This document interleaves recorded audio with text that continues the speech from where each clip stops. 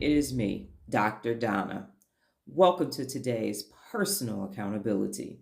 Today's topic, maturity. What is the first thought that enters into your mind when you hear maturity? The definition and focus that I have today is on cognitive and emotional maturity. The definition that I will be using today is this: the brain exhibits improved emotional regulation, planning and problem solving abilities are improved, and reflecting a mature cognitive state. Where is this coming from? I come across a lot of people older than myself now that I'm helping my daughter with her business. And I always ask them, well, what information do you have for someone that's my age? And I've been asking older people for information. And I'm finding now that I'm in my 50s that people in their 60s and 70s and 80s and 90s quite often aren't giving me the information that I need. Though well intended, they have to pause and then think, and they either start talking about health or taking care of your skin or just living the day and staying in the moment. And I already have that information.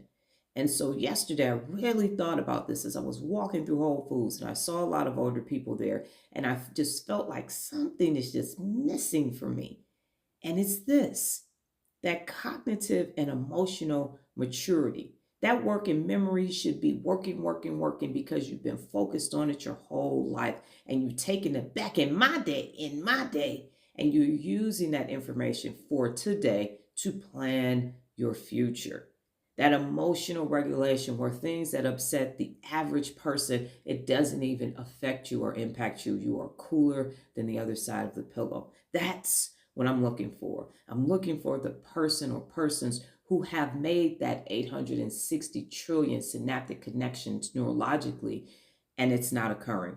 It's not occurring in the remainder of the people that are here from the silent generation, the boomers, and my generation, the X's.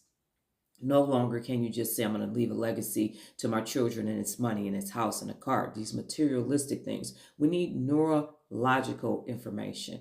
What are you using with those? What are you doing with those 86 billion neurons? Because that's where the magic happens. That information is going to be used to plant trees for shade you will never sit.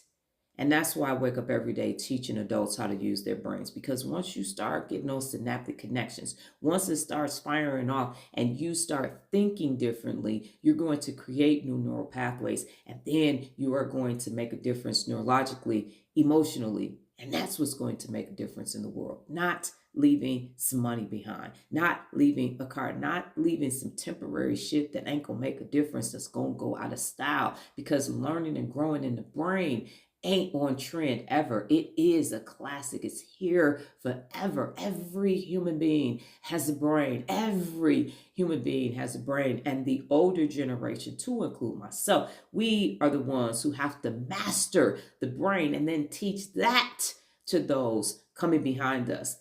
Financial literacy and all these other things don't fucking matter if you don't know how to use your brain. If your brain does not mature, if you don't mature emotionally and regulate your emotions, none of that other stuff is going to matter. It's time for you to have cognitive and emotional maturity.